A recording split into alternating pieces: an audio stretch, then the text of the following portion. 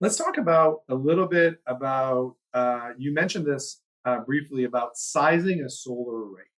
What's sort of your philosophy? And you mentioned generally at the beginning, you said get as big as you want. And by the way, I have to echo that. I mean, generally the limitation is really where can you mount them? It's not very few of us, almost none of us ever have more space than we need. But do you want to talk a little about how you go about sizing a solar array, Nigel?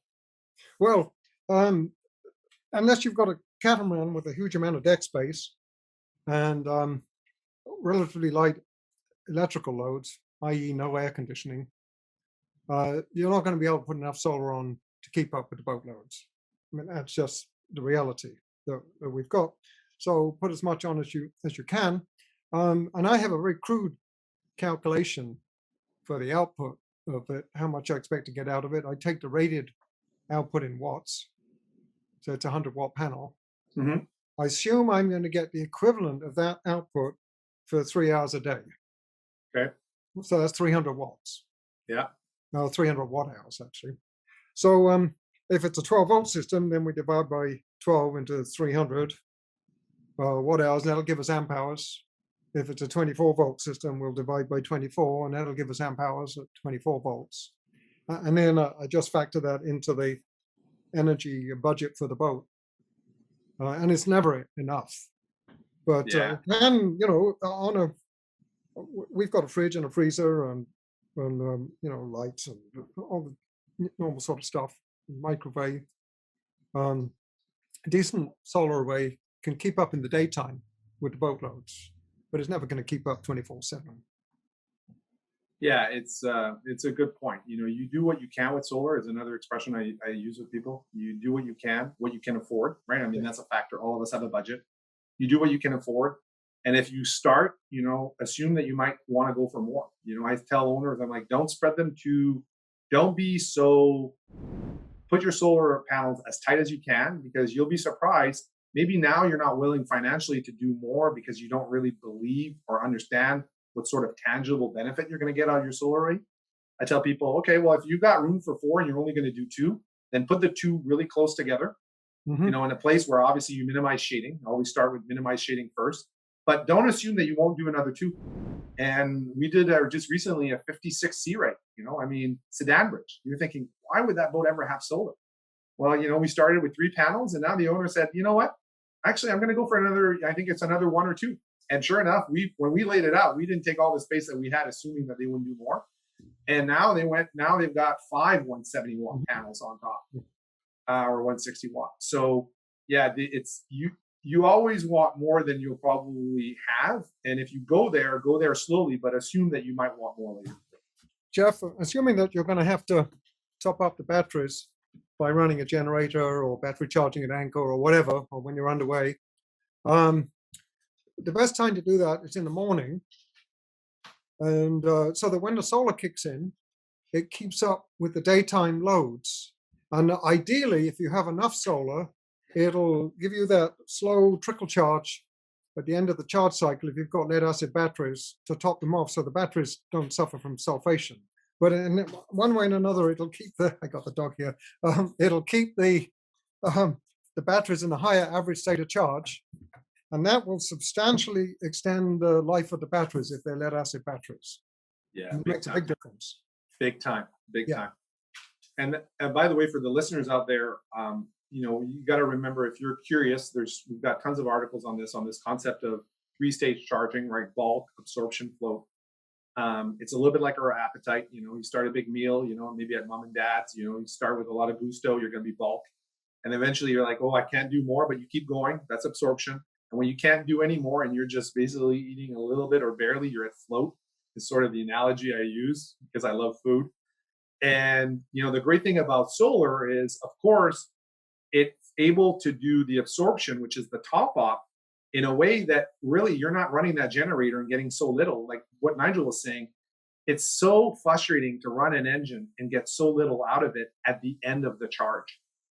That's the hard part to justify. Like the first hour, you were getting maybe 100 amps or 200 amps, depending on what you were getting. Now your fourth hour or fifth hour, you're getting only 20 amps or 10 amps out of that engine.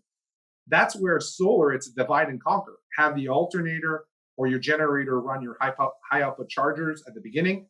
And when those chargers are out of bulk, then on the absorption or partially in the absorption, have the solar keep going.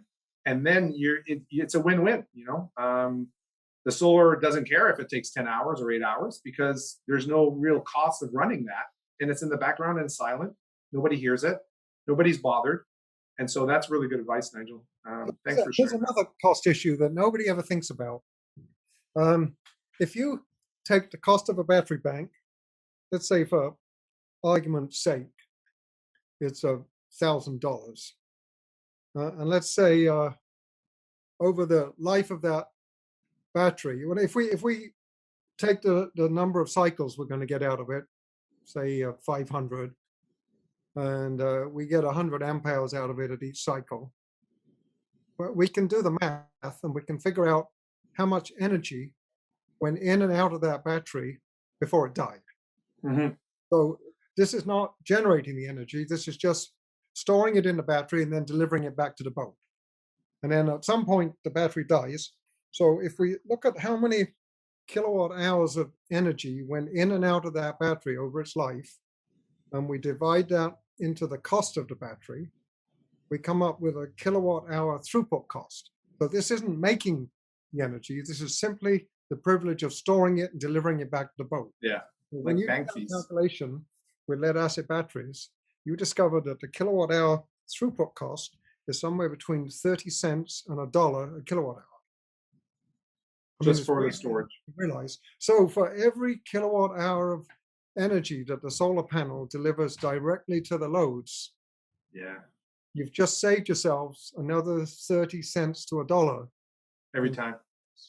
because you didn't have to put it in the battery and take it back out again.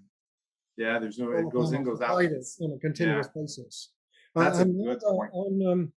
on some of our boats, with big battery banks, $2,000, $3,000, $4,000 battery banks, that kilowatt hour throughput savings on the battery bank can end up being really substantial over a year or two. Big time. Yeah, it's all in all, honestly, to all the listeners out there, solar is not a gimmick. I mean, that's what Nigel and I try to tell you. It's not a feel good purchase. It's not only that. It's if you've got space on your boat and you're committed to your boat and you're not going to sell your boat, and like Nigel said, if you just use it for 1 or 2 weekends a year, maybe it doesn't make sense. But if you're taking your boat off for a couple of weeks, even just a couple of weeks every year, and you're facing this constant state of discharge because you're at anchor and you're worrying about your fridge, stopping in the middle of the night or beeping or inverted beeping because it's got a low voltage, solar is a great way for a lot of us to offset all the loads that we're running on our boats to give us all the creature comforts that we have on our boats. It's a really good way to do that. So throw in another thought here on the Tell me. kilowatt hour throughput cost. If you do the same calculation with lithium-ion batteries, even if you're paying $1,000 a kilowatt hour up front, 5 times what you would for some lead acid batteries, if you do that same calculation, because the lithium-ion batteries have such an amazing cycle life, now with the iron phosphate, they'll talk, they used to say 2,000 cycles, and now they'll say 3 and 4 and 5,000. Mm-hmm. So if you do that calculation, it looks like the lithium-ion batteries are actually cheaper over the long run than the lead acid, because the kilowatt-hour throughput cost goes down well below 20 cents a kilowatt-hour, and you can never get it that low with lead acid. So on that basis, you'll see a lot of lithium-ion manufacturers claiming that in the long run, their batteries are actually cheaper than lead acid. There's a fallacy here, unfortunately. I mean, I wish it was this easy.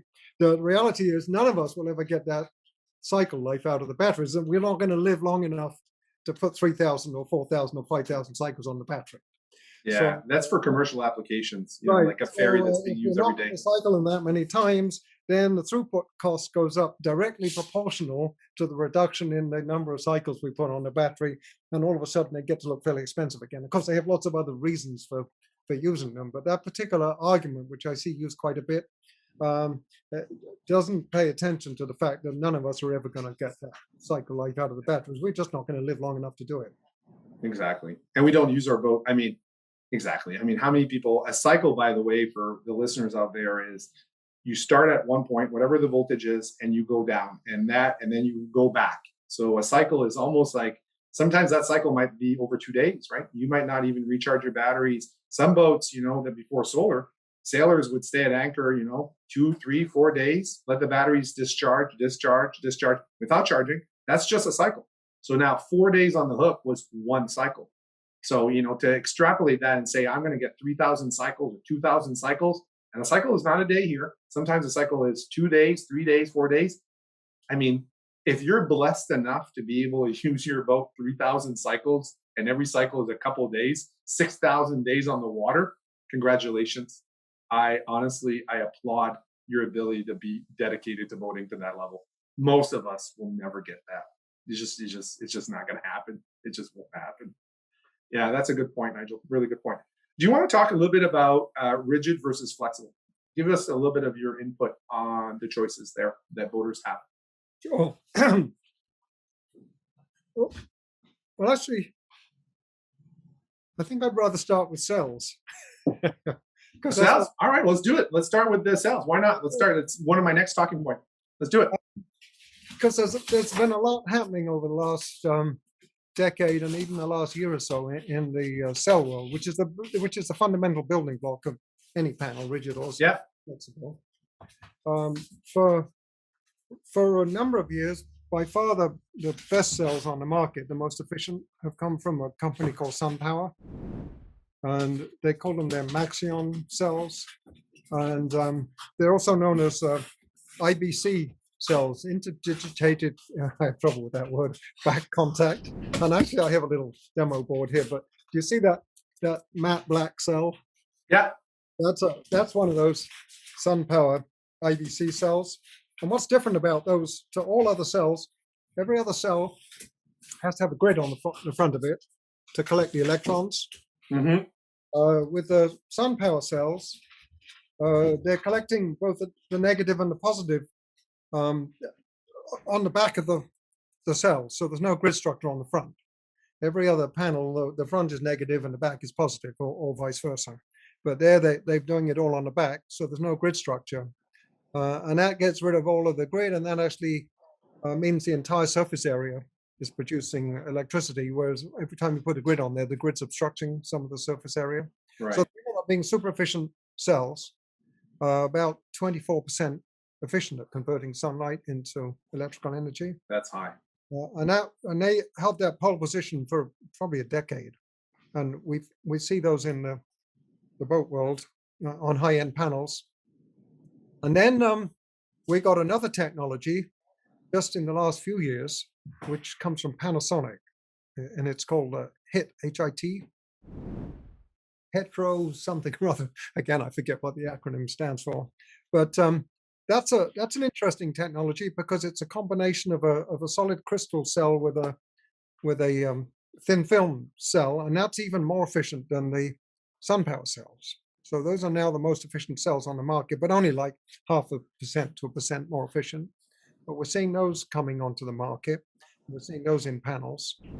And then there's another technology that's been around for about a decade, but it's only now really gaining really widespread usage. It's called PERC, P-E-R-C. And again, I can't remember what the acronym stands for, but it's another coating that you can put on the back of any cell other than the Sunpower cells. And it effectively reflects some light back through the cell, and it reduces the heating, because heating always reduces the output, and it also improves the efficiency slightly. You get another 3 or 5% improvement in efficiency in the panels. So we've got those three technologies, the IBC, the HIT, and the PERC, all of them in our world at the moment on different panels, and all of them having a significant beneficial impact on the efficiency of the panels. So then we can put those different cells into rigid or semi-flexible. It's the same cells going into the panels. The difference being, obviously, with the semi-flexible, you can bend them to a certain extent, and then you can conform them to a deck. Or a flexible canvas or something like that. Yeah, in order to make them flexible, they've got to have a plastic backing as opposed to a rigid aluminum frame to them, and so on. So, and they're considerably more expensive than the rigid Yeah. panels, but you've got to consider the installation costs for the rigid panels. You know, you've got to build a whole structure for them. And you can't just bend them to a deck, put them on a deck, and you can't walk on them. A lot of these semi-flexibles now, they have a non-skid surface, Hmm. walk on them. So they've got a lot more adaptability than the rigid panels.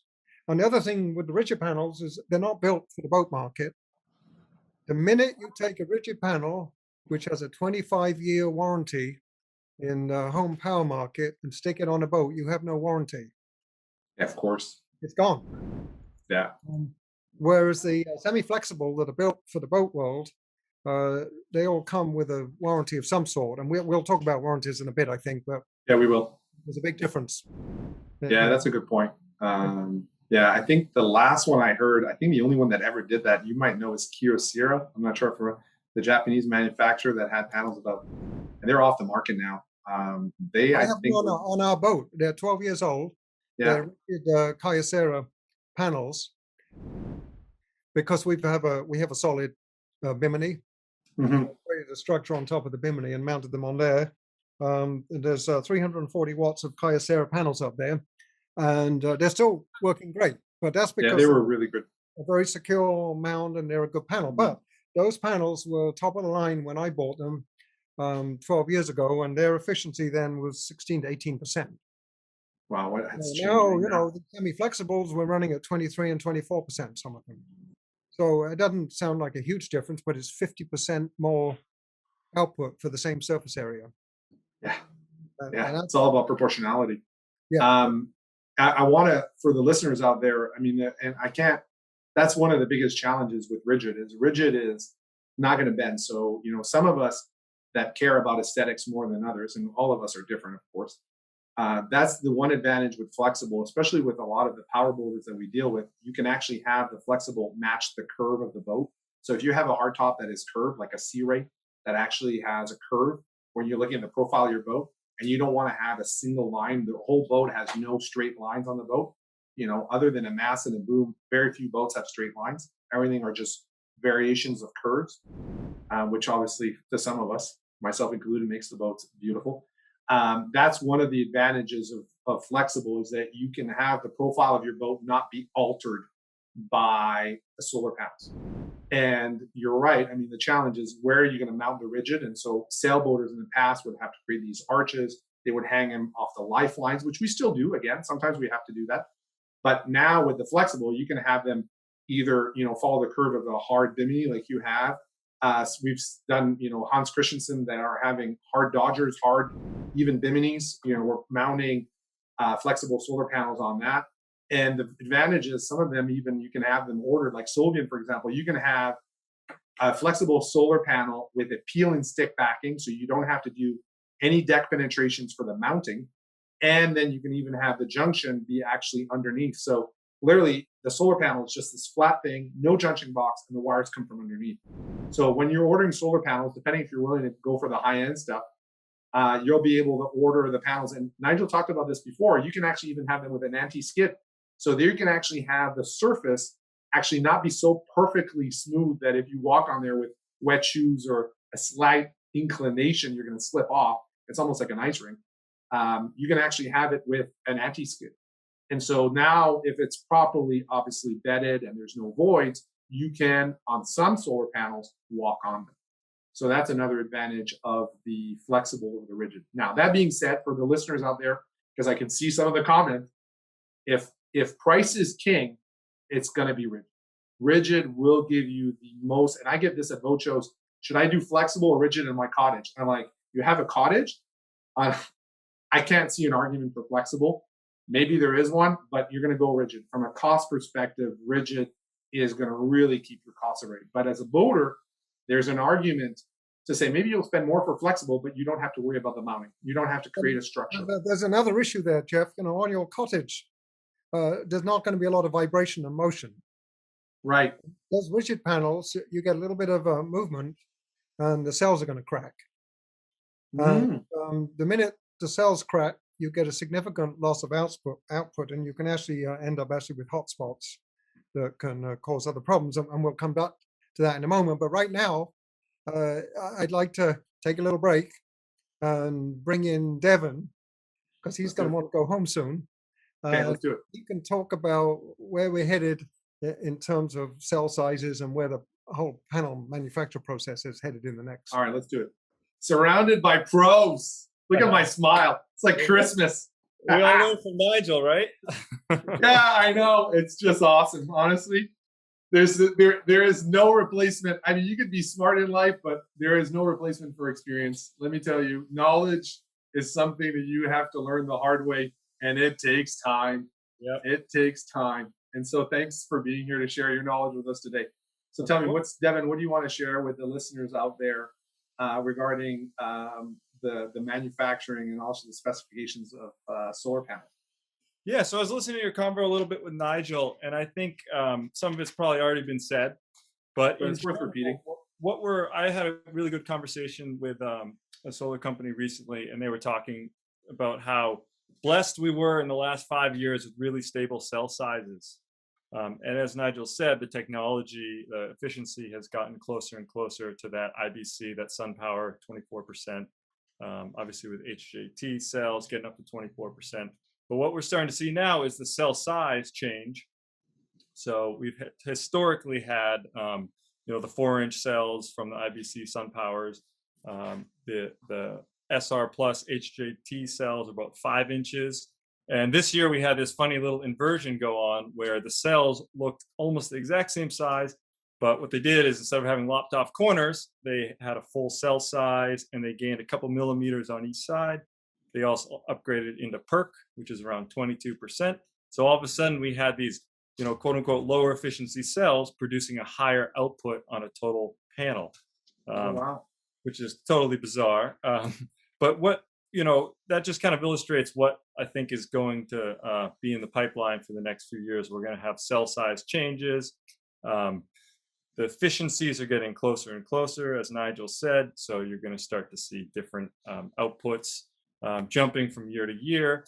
I think still, well, I guess if we look into the future a little bit, the cell sizes, I won't get into the actual details. They're called like M1, M2, G1, G2. No one's going to remember that. But what's going to happen is they're going to start to get larger.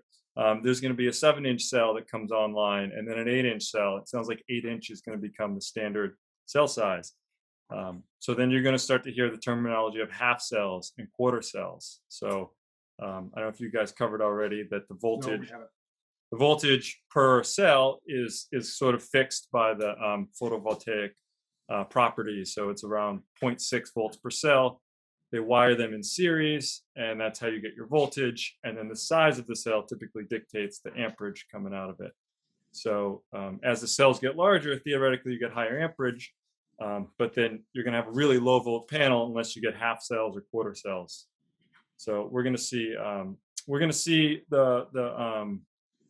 to see lots of changes in sizes. It doesn't necessarily, I think what they're doing now is they're filling the panel a little bit better as efficiencies get higher. Yeah, it's true. Yep. So you'll see like, there's a diamond shape in a lot of these solar panels that's going to go away in the future. And as far as other notes I have about the future, I think that I know Nigel talked about HJT cells, or they're also called HIT cells. Yeah. Recently, Panasonic had a patent on those that ran out. They're notoriously hard to produce a high efficiency HJT cell. So there's other companies that are going to start to produce these, and they're going to be the cell of the future. They can get, right now they're at 24%. They're going to hopefully inch up to 25, maybe a little bit higher. But silicone has a limit of around 28 or 30% efficiency conversion. Yeah, then you've got to get into a different type of cell technology. Do you want to talk about, or maybe Nigel or yourself, I'm not sure, one of the topics we want to talk about cells is, what does actually efficiency mean? You hear that term and it's thrown out there, but when you're thinking about, obviously that's the out, but there's also the efficiency of the whole panel as a whole, not only of the cells, how they're interconnected. You want to talk a little bit about efficiency of the panel and what it actually translates to Yeah, for an everyday boater? I think there's probably a lot of confusion around what efficiency of the panel actually means. And I think a really good analogy is the thermal combustion efficiency of gasoline engines, So it's about 20%, but Okay. no one's running around there saying, I don't want to use a gasoline engine because it's only 20% efficient. It just means that out of the potential power that the sunlight or the gasoline is, the potential energy in that source, only 20% is being used. So that's what you get into with the solar cells. Like Nigel said, his boat, lower efficiency, 16%. Whatever the rating of that panel is, say it's a 100-watt panel and it's a 16% efficient panel, it's still going to have a 100-watt output, just like a 24% efficient 100-watt panel would be. It's just that the 24% efficient panel can do more with the energy of the sun, and thus it's going to be a smaller panel. Yeah, that's where it's a way to have more out of less, right? In terms of space, right? Exactly. And if you had an unlimited field to put these in, who cares about efficiency? We're going to go with cost. But on a rooftop or a boat, we know we don't have unlimited amount of space. Yeah, 100%. I tell that all the time. Some power boaters have huge biminis. Like I'm talking, it's almost like you could have a party and you could be 20 people under that bimini.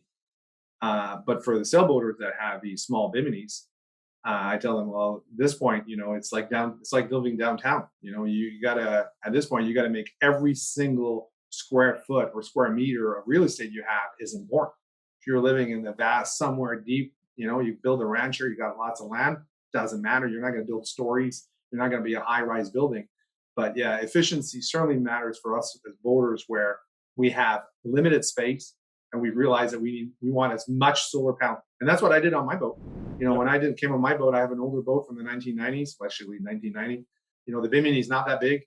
And I wanted to maximize my solar array. And that's exactly right. I mean, I chose solar panels that had the highest efficiency, Sunpower sails from Solbian, the SB line, and I went like, okay, well, I got to do it because that's how I'm going to be able to maximize the output given the limited space that I have on my sailboat. And that's how you go about that. That's a good point. You want to talk a little bit about how cells are actually interconnected? Can you talk a little bit about that? Yeah, and I think Nigel might be able to expand on this. Okay. But I think that in general, for that boater's understanding of how these cells work, the voltage that you're going to see. Have you guys got into VOC and VMP? Not yet. No, we're going to get there. Yeah. So in general, the cells are interconnected. They're wired in series. It's just like the way I learned it is you think about like a AAA battery or something that's 1.5 volts. You wire those in two of those in series. You have 3 volts. So every little cell is about 0.6 volts. So they're all wired in series. And then so you get your total voltage. 100 watts is typically around 16 volts. Then they also have in case shading happens, you've got bypass diodes inside the panels, and those are alternate routes for electricity in case there's shading on some of the cells, and there's shading turns the cell off. It can't get through there. The power can't get through the cell. And like I mentioned earlier, that amperage is actually dictated by the size of the cell. So that's how you get your total. You get your volts times amps, and that's your wattage of the panel. That's cool. Yeah, it's amazing how as all of us as boaters, you look at 100 watt, and you think, oh, there's a lot of technology in a panel. There is. It's not just like a nail or a hammer. It's not this. There is what you see is you got to look deep to understand the quality that you're buying. And know that certain panels are built differently, of course, than others. Some panels are built for cost, and that's what matters the most to the builder, the manufacturer. That's what they're going for. And other builders, like Solera or Solbian, to name a few, are going to go and they're going to say, you know what, we're going for quality. We're going to try to build, not the best panel there is, but we're going to try to build a really good panel of course, it's going to be more than the cheap panel. But you got to make that decision as a boat owner. If you find that it's worth it for your budget and what you want to get out of the panel. Yeah. Is there anything else you want to add, Devin, on your side that you want to talk about that I haven't asked? Well, man, I could go on forever, but I I think you and Nigel probably nailed the major points, and I think most people want to hear from you guys anyway. So thanks for letting me join. Hey, nice. Thanks for sharing. Take care, guys. Thank you. Hey, Nigel. Welcome back. All right. So we talked a little bit about cell sizes. Well, the other thing we didn't talk about, Jeff, Tell me. is monocrystalline, polycrystalline, thin film. Please. So Let's weigh in on that, because that's a big question that we get all the time. Yep. All So the time. when to make the cells for the monocrystalline, they take a crystal of silicon, and they put it in a vat of molten silicon, and they withdraw it slowly, and it creates a big crystal. It's a single crystal. Okay. And it comes out as a cylinder. Typically, well, if it's a 5-inch cell, it'll be about that big around, and 6 and so on. And then they square off the edges. But if you think about it, if you want to make it totally square, you've got to take a fair amount of material off. So they just trim a bit off, and that's why on a lot of these panels, you see the little corner. Because if they wanted to make it totally square, they'd have to cut all that extra material off, which becomes waste. Right. So, and then as Devin was saying, now they're actually getting to where they're making monocrystalline cells, and they are actually squaring them off all the way. Because that little bit here costs us a tiny bit of efficiency, because we can't get any electricity off it. So that's the monocrystalline. The polycrystalline, they have a seed. Again, a silicon seed in a vat of molten silicon, but they just let the whole thing harden around the seed in a square container. So then when they slice it, they don't have that issue with the round corners that they got to square off. So it's quite a lot cheaper to make them, but the grain structure on the polycrystalline is all over the place. With the monocrystalline, it's all in one direction. And with it in one direction, they can get greater efficiency in terms of converting sunlight into energy. So in theory, the monocrystalline are more efficient than the polycrystalline. But that's only in theory, because after they've made this ingot and they slice it up, they take the individual slices and they test them for efficiency, and they put them in different bins. So the highest efficiency ones go in one bin, and then the next level in another bin, and so on and so forth. And you can get pretty low efficiency monocrystalline cells from the ends of the ingot. And so there's a big variation in efficiency, and you can get polycrystalline cells that are more efficient than lower efficiency monocrystalline. So the key issue is not whether it's monocrystalline or polycrystalline, it's what the actual efficiency of the cell is. In other words, which bin it came out of. Yeah, So, and they don't tell you that. No. So then you get a manufacturer like Sunpower that's making these super efficient cells, the best on the market for years, but they have the same binning arrangement, and solar panel manufacturers can go and buy the lower grade cells at a much cheaper price, often a quarter or a sixth of the price, and put them in a panel, and they can legitimately claim it's a Sunpower cell in that panel, and people assume because of that it's a high quality, high efficiency cell. But unless they actually tell you and underwrite it and say this is a 24% efficient cell, you don't know whether it's 24% or 15%. And there have been manufacturers in the boat world that have been buying these lower grade Sunpower cells and putting them into panels and advertising them as Sunpower panels, which they are, but nowhere near as good as the high-end manufacturers. Yeah, it's all in the details, always. So then the other technology we have is basically to spray a film of silicon onto a sheet. And this is what, those are just a complete flat sheet of silicon, what we call the thin film or amorphous silicon. Well, up until a decade ago, we could get 10 or 12% efficiency out of those for a given surface area. And for an equivalent monocrystalline or polycrystalline cell, the top was 16 to 18%. So there was a significant difference between them, but not really radical. Without over the last decade, the efficiency of the thin film has barely grown at all. I mean, the graph is very level. The efficiency of the monocrystalline and polycrystalline has gone up quite dramatically. So now your thin film might be at 12% and your monocrystalline might be at 24%. So there's less and less reason to use the thin film technology on a boat because we want the most efficient we can get because of our lack of surface area. Yeah, it's So a we common don't problem. see Yeah. much in the way of thin film technology in the boat world anymore, and I certainly wouldn't recommend it to anybody. Yeah, we don't see that. I mean, we're always, you're right. I mean, the choice right now is really mono or poly. Yeah, and And actually it's between rigid and semi-flexible. that's right. And you want a panel that's basically well, then let's talk efficiency because then we got the individual cells, but then we've got to put a grid structure on them, unless it's a Sunpower cell, and then that grid structure reduces the efficiency a little bit, and then we've got to connect them in series in the panel. So the efficiency of the panel is driven by the weakest cell, not the best one. So if we've got one That's in so key there. 20%, it's going to drag down the efficiency of the whole panel. And then we've got to include all the white space or the black space or whatever it is we're using for the backing material, the edges, and so on. So the actual panel efficiency is going to be substantially less than the cell efficiency. And so the best of the manufacturers will actually have on the label, they'll give you the panel efficiency. And I think if we can get to 20% panel efficiency, we're doing pretty well. Yeah. And you generally have to pay for that. I mean, you're 20% gonna, is really good. yeah. Yeah. And it's to echo, at the beginning, Nigel started his formula for calculating what are you going to get out of the solar panel. Our method is slightly different, but we come up to the same number. We look at wattage of the panel, be it 100 watt or 200 watt, or the array. It could be a 500 watt array. And generally in the summer months, when it's not the end of the world and it's not raining super hard like we have here in the Pacific Northwest, because we do live in a rainforest, that rainforest is generally more in the winter than the summer.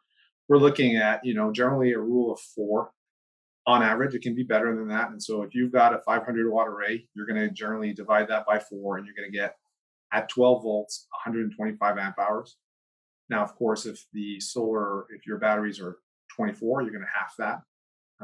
But yeah, efficiency does matter because we're all trying to get as much power as we can out of that solar array. And we all have, most of us, unless you have a massive catamaran, and we've done catamarans 50, 55 feet.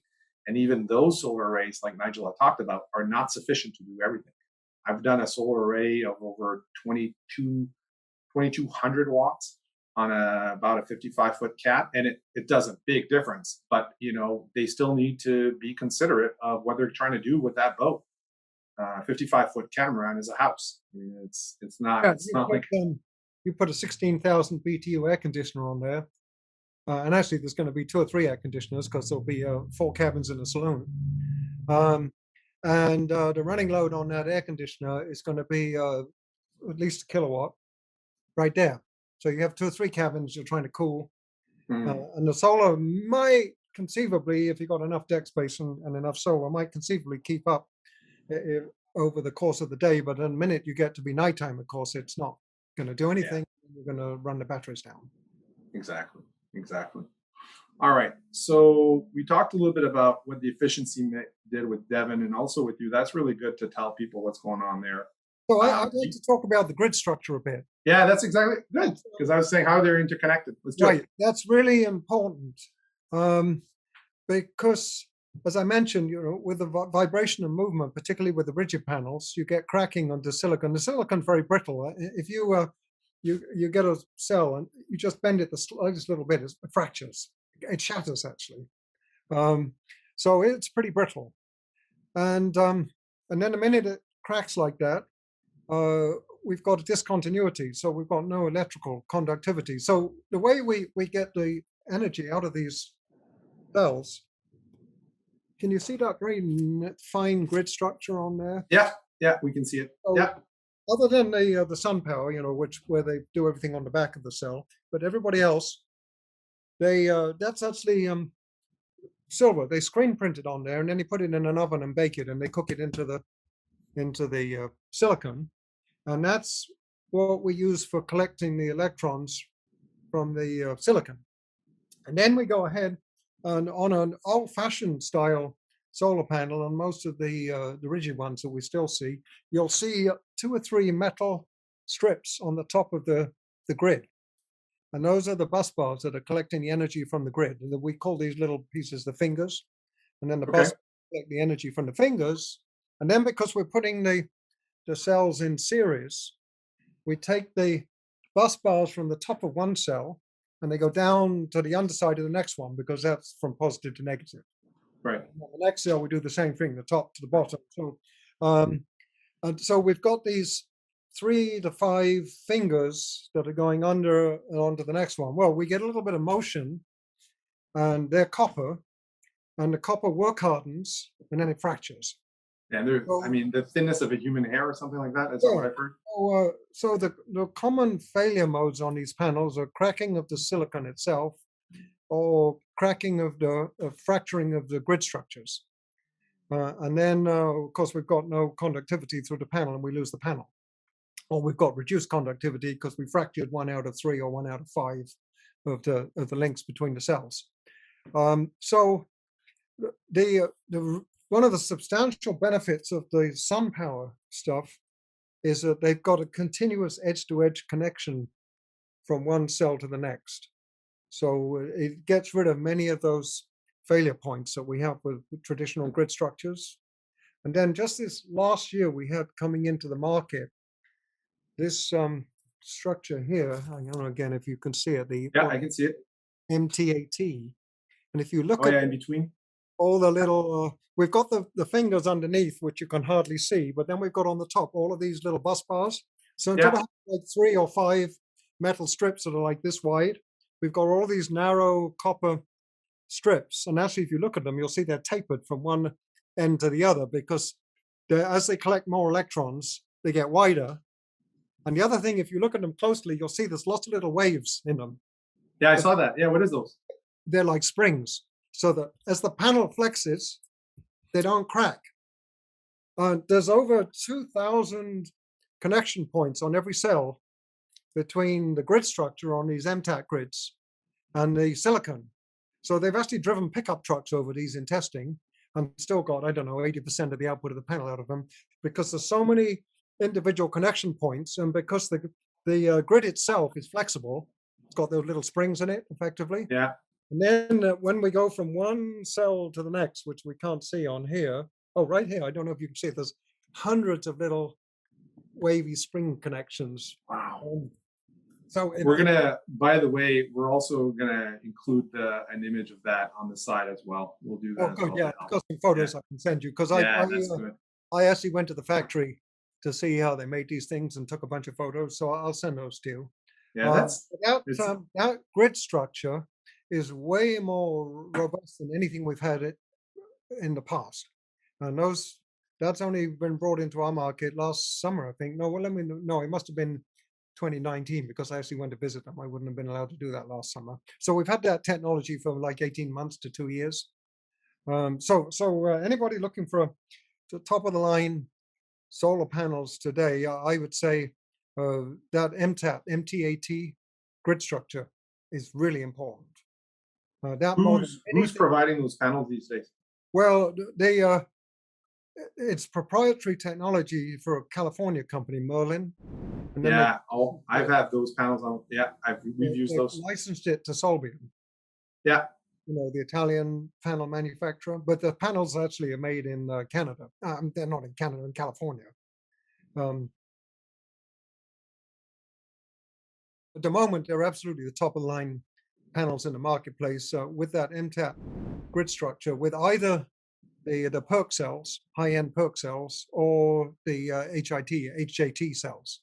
I think they're labeled from Solbian. I think they're called the SR Plus. Is that right? I think Also that's the what it ones is. with the HIT, the HJT cells, and Yeah. the SR panels have got the PERC cells.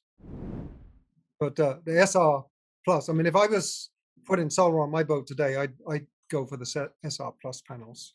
Yeah. They're terrific panels. For all the listeners out there, sometimes we just did a boat recently. Sometimes the panels you can fit are not necessarily the panels you want. The panels don't come in all sizes, and boats do, and so does the Bimini. So sometimes I tried on a boat recently to do the SR plus, and I couldn't. I couldn't do the geometry, so I ended up doing Sunpower panels. So just remember, don't get too fixated on doing perfect. It's a boat. It's a compromise. There is no such thing as a perfect boat, regardless of money. You could have $1 billion and you wouldn't have a perfect boat. You'd be making a billion decisions, and all of them would be pros and cons. So sometimes, as voters, you strive for doing the best you can, but sometimes, there's a geometry play, right? It's a little bit like Tetris. You can only fit what you can fit on the space you have available. So Well, Nigel, show us. in the past, we always had to get the voltage of the panel significantly above the battery voltage, the open circuit voltage of the panel. If you disconnect it from the battery in bright sunlight on a 12-volt system, we'd want to see that voltage up around 20 volts. And the reason for that is so that we can deal with shading and other issues which will knock the voltage down and still have a voltage higher than battery voltage, because you can't charge a battery unless your voltage is above the battery voltage. Right. You have to have a voltage above the battery voltage. So when we wanted smaller panels, we had to cut the cells up. And here I brought this one to show you. Oh, yeah. These are all half cells, because in order to get the voltage up, we got to have at least 36 cells in the panel. We don't want to have a huge panel because there's no room. So we cut the cells in half, and then we put them all in series. And that gives us the number of cells that we need to get the voltage up without having a huge panel. Yeah, that's smart. As the cells get bigger, we may find people chopping them into thirds and into quarters to get enough cells in a panel to get the voltage up. Yeah. But the other thing that's happened in the last year or two, I'll be back in a second, is voltage is high enough to charge the battery. So here I got a panel with 16 cells in it. So this panel puts out an open circuit voltage like 11 volts. So it's nowhere near high enough to charge a battery. And much of the time, if there's any shading or whatever, the voltage might be down around 10, 9 volts. So the other big development we had in the last 2 or 3 years is boost regulators, where we can make a panel like this by hitting the single cells and not chopping them up. We get a more efficient use of the space, because then we don't have the spaces between the pieces. So we get a more efficient use of the space.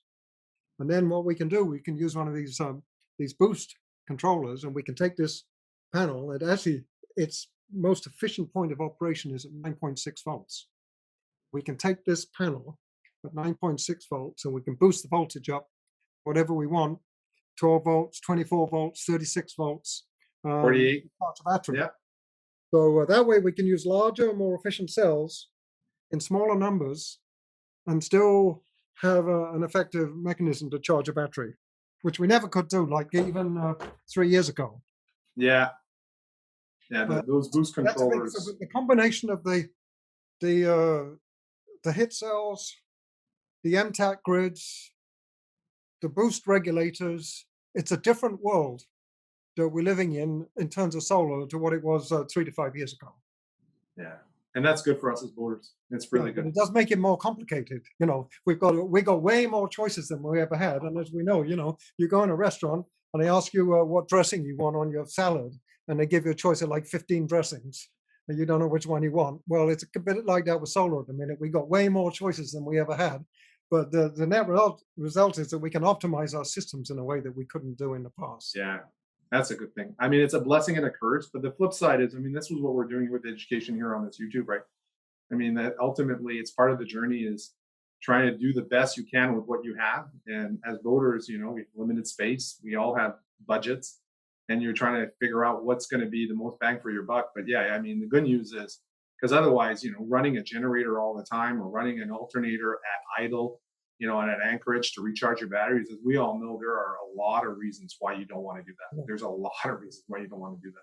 Well, the other thing with this, complexity, it does give us a lot of potential benefits, but it does mean that if you're a little unsure of what you're doing, it's a mistake to just go and buy the cheapest thing you can find on Amazon. It really pays to go to somebody like yourself, or like the folks here at OPE, Ocean Planet Energy. It pays to go to somebody that knows what they're doing because they can make sure that you've got the right pieces to optimize the system for your boat. 100%. There's no replacement for experience. I mean, I was definitely smarter when I was in school.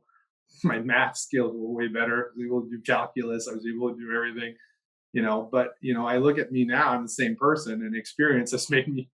I stopped repeating the same mistakes over and over again. And yeah, leverage. I mean, that's a good point, Nigel. Don't first is always learn, right? So that you make sure that when you're doing it yourself, if you choose to do it. I spoke to some boaters yesterday down. I think they were in Oregon. That exactly they did the whole thing themselves, but they followed a plan, right? They first started planning, figuring out what they're going to do, and then they did it. And when they did it really well. Mm-hmm. And bravado with boats is maybe exciting, but it's probably misplaced in the long run. You're going to regret it if you do that. By the way, I know because I've tried it that way and it didn't plan out that way. There's another way that you can also check the quality of a panel. And I don't think many of the listeners will know about this. If you take a solar panel and you backfeed it with energy, and you get a special camera called an electroluminescence camera, if there's any defects in that panel, they show up as a black spot in the image that the camera has. If there's any cracks, you'll see them as a hairline black line. If there's any areas that are underperforming, they'll be grayed out. So you can see all kinds of failures in the panel that are not visible to the naked eye and probably not even under a microscope. And it's a fairly simple technology. I don't know how many panel manufacturers use it to check their panels before they ship them out, but I do know, because I went to the factory and I saw it, that the Merlin folks in California that are making these SR Plus panels, they electroluminescence test every single cell before it goes in a panel. And they toss any that have got flaws in them. And then they electroluminescence test the entire panel when it's manufactured before they ship. That's what you want. That's another question I would ask from a panel supplier, is whether they do electroluminescence testing.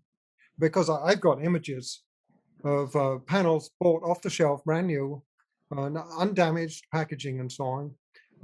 We've put them in front of one of these cameras, and there's all kinds of flaws that show up, and they might be rated at 75 watts, and they're putting out 55 because of all these hidden flaws that you can't see with the naked eye. Yeah. Nigel, I will have to call it a day today because we've you know what, I didn't think we could do it. I think we're close, but I think we might have to do another one on solar again. Is there anything in closing on your side that you want to add to the conversation? Yes. Hoping that many of the listeners are still tuning in. Absolutely critical. When they put the solar installation on the boat, wherever they connect it into the electrical system, there has to be a fuse. 100%. I've seen boats burn to the waterline because people thought, oh, my solar panel only puts out 30 watts. It can't do any harm. It's not the solar panel you're worried about, it's the battery at the other end of the wire. And if you don't put an overcurrent device in there where you connect up to the boat system, it doesn't have to be at the solar panel end, it's at the other end, and you get a short circuit in the wiring, you're effectively putting a dead short across your batteries, and the wiring is going to melt down and set the boat on fire. So absolutely got to have the right overcurrent protection in the system where you connect to the 100%. 100. Every single circuit on a boat, not every single one. There are some exceptions, but pretty much 99.99. Temperature sensors are the only one I can think of where you don't need overcurrent protection. Yeah. Don't take shortcuts, and having something work is not sufficient. It might work, but it doesn't mean it's safe. It's like driving a car without a seatbelt. You can certainly bring yourself everywhere without a seatbelt in a car. But the moment that you're going to need a seatbelt, if you don't have it buckled in or you don't have one, period, it will be a life-altering event. And a fuse is a pretty inexpensive piece of hardware to be missing. It's penny wise or pound foolish or whatever the expression is, but you do not want to save or skimp on a fuse. And you're right, Nigel, you've got to put that at the start of the circuit. And in specifically related to solar, it has to be at the battery. the very least you have to have one. A lot of solar controllers come with fuses now built in. We talked about some solar controllers, the fuse is a little bit more hidden than others, and they'll have a fuse between the controller and the panel, but you have to have a fuse at the start of the circuit from the batteries to the controller, and you got it. You just have to. It's a non-option. It's supposed to be within 7 inches of the point of connection to the rest of the boat's electrical system. Yeah. So the generic rule of thumb. Yeah. You try as close as humanly possible. Yeah. You just don't want to have. You don't want to have and that's the same thing we do in homes, right? It's I mean, it's a sad thing to happen on a boat, to lose a boat for something like that. That's just nobody needs that. Nigel, thank you. This is great for all of us and for all the boaters out there. This is absolute magic. Well, thank you for what you do. I mean, there's not many people putting out reliable information into the boat world. Yeah, and we're gonna change that. One video at a time. Yes, sure.